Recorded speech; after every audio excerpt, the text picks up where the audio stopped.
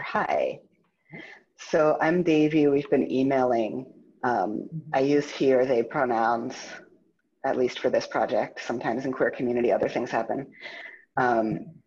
And I'll explain a little more about the project in a minute. But first, Claire, do you want to introduce yourself? I'm Claire. I use she, her pronouns. And I am a queer young adult in the Upper Valley, which is the community that we're doing this project for. I live in one of the primary counties that this is about. And I also have a background in video production, and I do documentary work for nonprofits, including the Mount Scottney Prevention Partnership, which is one of the key organizations in this project. Would you like to introduce yourself as well? Sure. I'm Nathanael Flynn. I use he, him, or they, them pronouns, again, depending on who I'm with and where I am. Context matters, it turns out. I'm a preschool teacher, and I'm also part of Gender Justice in Early Childhood, which is a group of teachers and parents and academics, activists, therapists, and artists who work together to build resources and trainings and community to foster gender justice in early childhood, which means basically like ways to support young children and the people who care for them around having healthy genders and gender identities and thinking about gender diversity. Yeah, that's really great. I also, tidbit, grew up in Vermont, so a little further north. That's awesome. So I know I explained the project by email, but I'll say, just briefly recap. Basically what I do for a living is training and consulting with adults about all kinds of diversity and inclusion, and very often trans and non-binary inclusion. And so in this case, I'm working with Mount Scottney Prevention Partnership to do trainings for adults who interact with youth as part of their jobs, like librarians and youth service providers, after-school providers, all kinds of folks. Many adults who interact with kids and youth don't necessarily do it for their jobs. So this is a way to get some information, ideas about how to be more welcoming and inclusive out to a wider range of folks in the community who might want to know about it. And I know nothing about video production, so Claire will be doing almost all of the talking. I'm just gonna hang out with you. I might add in a question now or then if something comes up to be, but mostly I will leave it to you two. Yes, we're both very involved in the project in very different ways.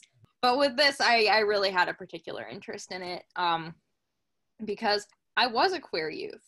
And I really want queer kids and queer youth and trans kids and trans youth to have some of the resources I didn't have and improvements on some of the ones that I did. So is there anything else that you'd like to know before we start? I think I'm good. I feel pretty informed by the setup. So. All right. So the first question, the first couple of questions are pretty general. What do queer and trans kids and youth need from their communities? I think the biggest thing is acceptance, that love and support that we all need. Like just listening to them and helping them be and feel seen and known for who they are. I think that's the biggest thing that we all need, and particularly when we're thinking about young kids, which is where I've done the most work. Like that's the biggest thing. Like when I asked somebody, like, what would you have wanted from your preschool teacher? The response was just to have listened to me. Listening is such a huge thing. You know, there's multiple people have brought that up, and it is really important. So a similar question that we had was, what do queer and trans kids and youth bring to their communities? I mean, from my perspective, they bring what kids bring. They bring joy, they bring creativity and curiosity, and that opportunity to see the world in new ways. And every kid is different, and every kid brings something different into the world. And in general, I see like the queer and trans youth that I work with, I see them bringing that creativity and passion and compassion of who they are, and also that grows from not just fitting into what you've been told. So they have big questions about the world, and sometimes they have really big feelings about the world. and that the things behind that can be so amazing. And also at times when you can take away those stressors and give them a space where they're loved, like what comes out of them is amazing. Mm-hmm.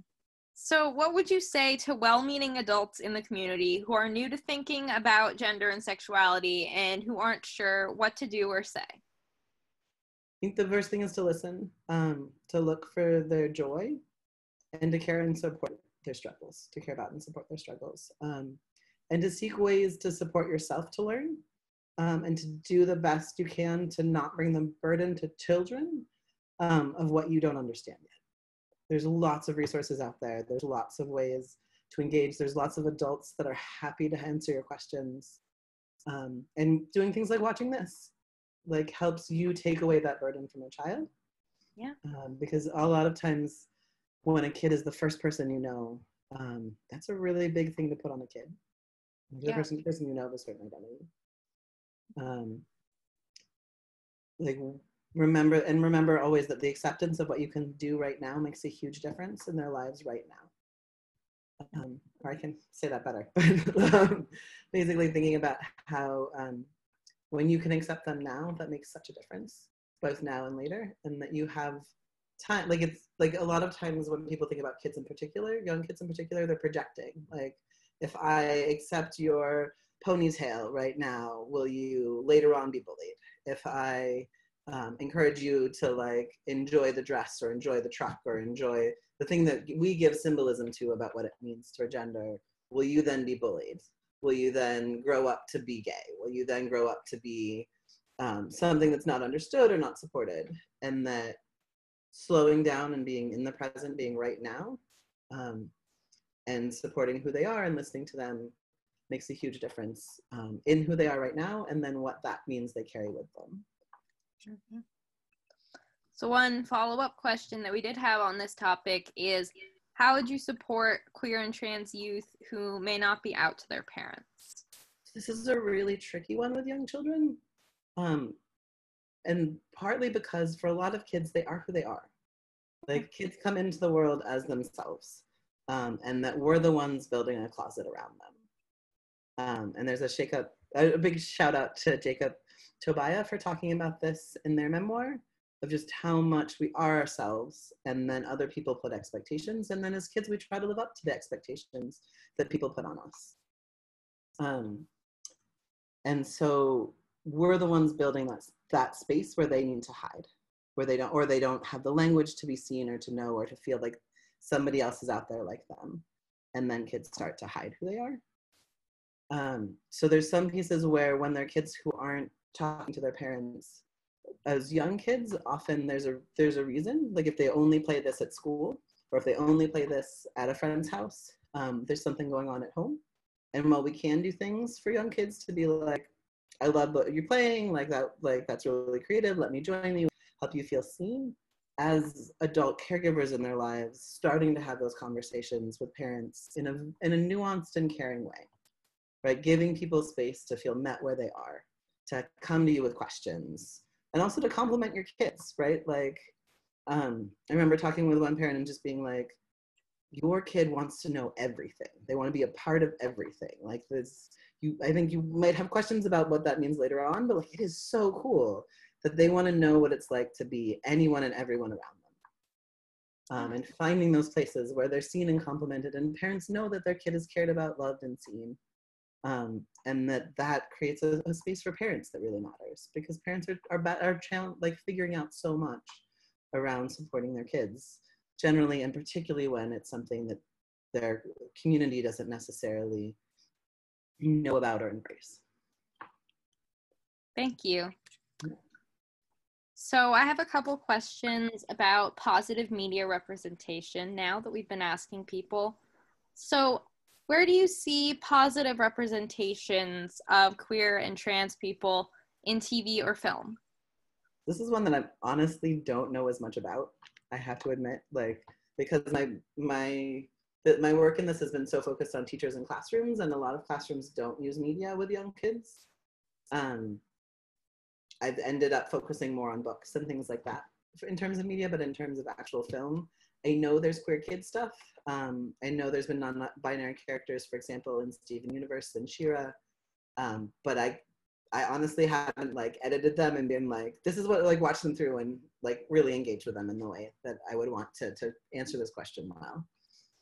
Well, actually, you did mention books, and our next question was where you see positive media representation in literature. So that one I can talk about. There's actually the Gender Justice and Early Childhood website has some great resources on this, which I'm going to quickly look up so that I can quote them well. One of the things that we think about books for young kids is so many children's books have this sort of like struggle arc.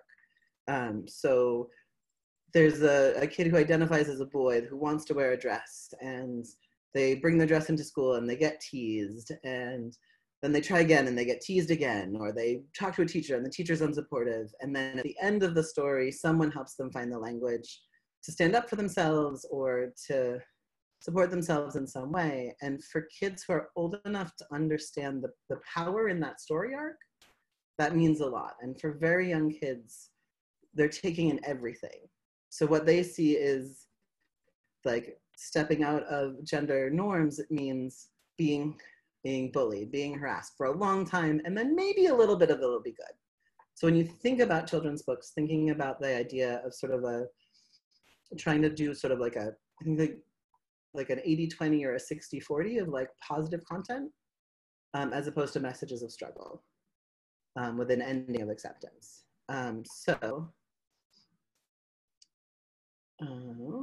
I got it talking, so I'm not clicking as quickly. But so some books that I can talk like that are on our website as recommended are books like When Aiden Became a Brother, Julian is a Mermaid, They, She, He, as easy as ABC. And there's another They, She, He, Me, Free to Be. Jamie is Jamie, I'm Jay, Let's Play, One of a Kind Like Me. There's more books on there for people to check out, as well as recommendations and information. Yeah, thank you so much. And you made a really great point about the thing with the struggle arc and how that affects kids of different ages. And that is a really good point. I'm absolutely bringing that resource list to train the librarians in a couple weeks.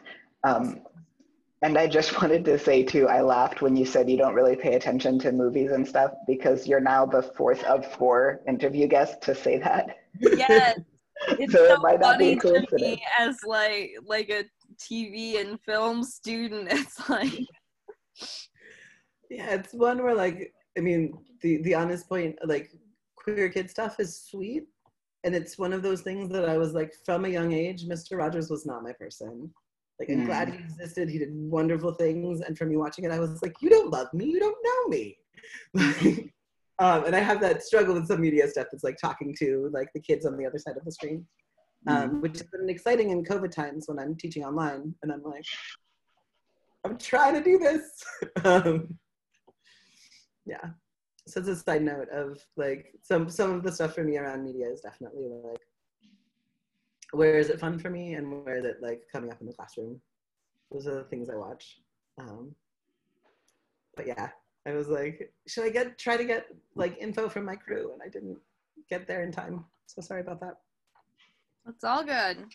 You know, it is good that we have people who know a lot of these books, because I think that with digital media, particularly TV and film, I think that there may be more knowledge within those representations than with books, particularly with children's books, because a lot of people who are not themselves children or parents or teachers may not know of those books. And if you know a child, if you work with a child in any capacity, that can be really useful knowledge. And the other thing is that you can make up stories for kids. Oh yeah, absolutely. It's not always gonna be there. You can. One of the things I've done in classrooms is there's books where like Good Night Construction Site, where like all of the trucks are boys, all of the trucks are like, you know, big and burly and rowdy. And when I read the story, I'll change the pronouns. So like, and I usually try to make it so that like the biggest, strongest, like motion, like most in motion truck is a girl. Things like that to change it around. And sometimes kids will call me out because they know the books really well, and other times kids will be like, great. And when they call me out, we can have that conversation. And there's also, on the website, there's also information about ways to think about writing your own stories. Because there's, no matter what you do, like publishing is not going to be caught up with who the children are. Yeah. Like it wasn't that long ago that authors who wanted to write positive stories about queer and trans kids were told, like, if there wasn't a struggle in the story, people wouldn't buy it, so we're not going to publish it. So you have to write that story in order to have any kind of media out there for young kids. Yeah, that's a really good point. So what do you wish you had learned as a kid or youth about gender and sexuality that you didn't learn until later? I think the biggest thing I wish I'd known as a kid is that I didn't have to wait till I was an adult to be out. I was really lucky in that I knew out trans people in the 80s when I was growing up, like when I was a young kid, and that made a huge difference in my life because I knew I existed. But I don't know in my context that I would have made a different choice at a different time, because it was important for me to be able to do the explorations I did and be connected to my family in the way I needed to be connected to my family. But to know that other people come out when they're young, to know that there are other trans kids or other queer kids in the world makes a huge difference, and that you don't have to wait, but that it doesn't take finding the right resources for your family. And usually that's going to be on adults when kids are really young to help families find that. That's really important. So the next question I wanted to ask is more specific to your work.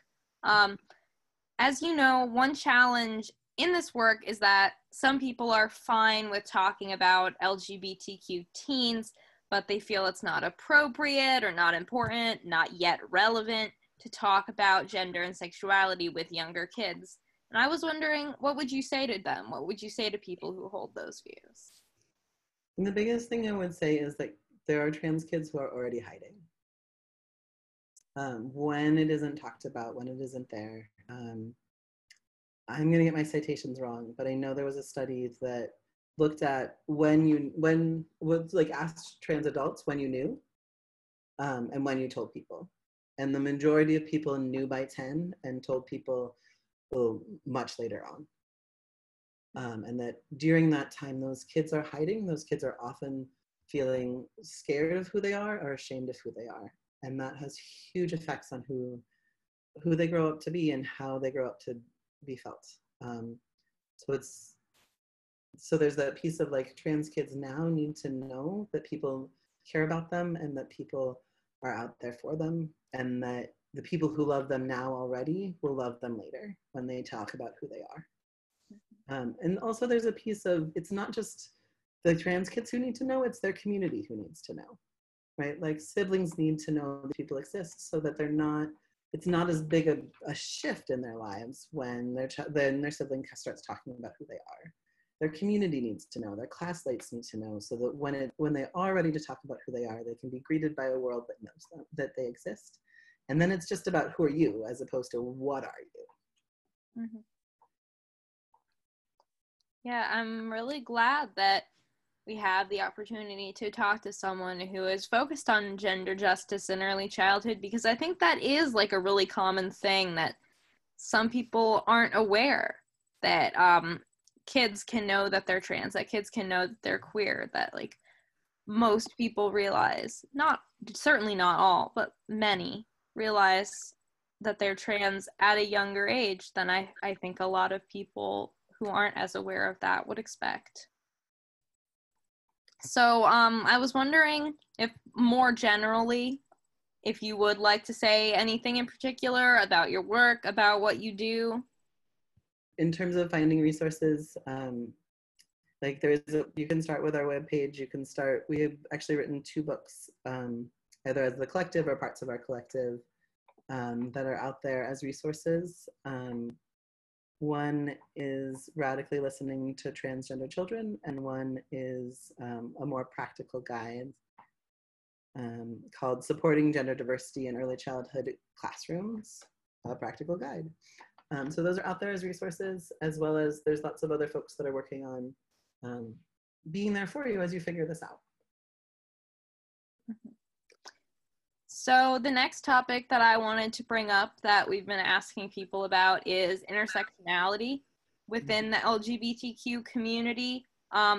So you may have insights that are not covered in the questions that we've come up with, and you can definitely speak to any of that. And also, you know, if you don't know the answers to some of the questions, it's completely fine to say that. So the first one I wanted to ask is, what particular barriers do queer and trans youth of color face, and what particular strengths and assets do they bring? And also, what adults in the community could do to make it more welcoming for queer and trans youth of color? I think one of the things that I think about with that is that gender and race are so intersectional. Being white and transitioning is different than being Latina and transitioning, being Black and transitioning. Being, you know, what it means to be a girl is different in every culture, what it means to be a boy, what it means to be in between, whether or not you grow up with a meaning of in between. Like, all of those things are different by culture, by class, by community, by family. And so all of us need to be thinking about those things and need to have the space to self-identify within those spaces, and to be articulate about who we are in those spaces. I don't feel like I have like the full expertise to talk about these pieces, like, because I don't, because, you know, like, my growing up was, you know, it was as a white person in a very white context. And while we talk with other folks, I'm trying to balance between speaking for other people and speaking to really important issues and really important experiences. So I also am a white person who grew up in a very white environment, and one dynamic that sometimes comes up in these predominantly white rural environments is that the proportion of people of color in the community is much higher among kids than among adults. And so I'm thinking about a hypothetical of, say, a preschool or an after school where there's one kid of color out of 10 or whatever who's also the one gender nonconforming kid. And trying to imagine how a white teacher who hadn't thought that through might react or respond at first. Yeah, I mean, one of the things that we've talked about in our group is not making assumptions. I think sometimes there is this assumption that conflates people of color with being less accepting than white people of particularly queerness and transness. And that is very much a stereotype and very much not true. Again, like, and also religious backgrounds. People are people, and sometimes sometimes what religion or what culture or what you know, what family members have said affects you in a big way, and that's something you're working through. And sometimes you already work through, sometimes you never actually believe them. And that the biggest thing you can do is to get to know that child's context and that child's story.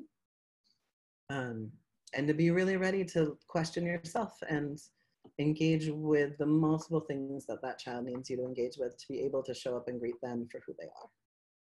Mm-hmm. Thank you. I also grew up as a white person in a very white context, so it is important to talk about this, because I think a lot of people aren't everywhere, but also particularly in communities that are very white. And then it's so easy for whatever the sort of average is to become considered the norm. Mm-hmm. I've always loved Utah's Phillips line of like, they are normal, but you mean to say it's average, right? Like, it's normal to be all of these things. It's not always average to be all of these things. Mm-hmm. Yeah. And another topic in terms of intersectionality that I wanted to ask about is what particular barriers do disabled and or neurodivergent queer and trans people face? And what particular strengths and assets do they bring? And what could adults in the community do to make it more welcoming for these youth? I think there's a level of like this recurring refrain of like get to know the people, because there's no one way to be any one thing. And then there's general needs that come up. I know in my own experience, I've talked with a lot of people that feel like there's an overlap, particularly between neurodivergence and gender questioning on some level. And whether or not, like, you know, some people have talked about, like, I think this is an asset for me because I question everything. I think about things differently. And that helps me think about gender differently. Or maybe there is a connection, maybe there isn't for me. I think, yeah, and I think that I'm not as well versed in disability, like what disability rights people or people with these experiences are asking for, as I'd like to be. So again, I'm sitting with the like, with that piece of you know, knowing what I do to try to be welcoming, knowing what I do to be ready to be flexible, knowing what knowing that piece, and that in my experience of disability activism, oftentimes when you're getting deep in the nuances and things are conflicting is when you know you're doing it right, because there's enough people at the table to have more than one need. Yeah.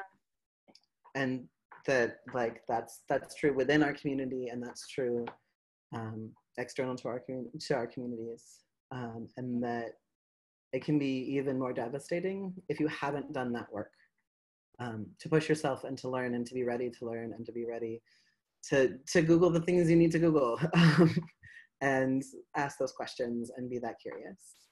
Yeah. I mean, I think it's really important with disability or neurodivergence and with race as well, with like throughout intersectionality is, you know, if you don't know something, listen. Even if you think you do, still listen. You know, it's really the biggest thing that we can do. You know, not everybody is gonna know everything. We can learn. Yeah. It is interesting that you brought up neurodivergent people and gender questioning, because I am neurodivergent myself, and I'm pretty active in the community, and I've noticed a lot of people talking about that. So is there anything else that you want to tell us? I think the biggest thing is to know how much difference individuals can make. That oftentimes, like, kids who are isolated one way or another, and I know it was true in my experience, we're often looking for that thing that helps us be okay. We're looking for that person who sees us and knows us, and we'll hold on to that and what that means, because it helps us be okay. So if you are the librarian who can have out books that help us find ourselves in the outside world, if you are that you know, person who's comfortable being out about who you are and just letting kids know you exist, if you are that teacher who's, you know, continually looking for that book and looking for that space to grow, regardless of the context that kid is in, you can help them be okay in their lives.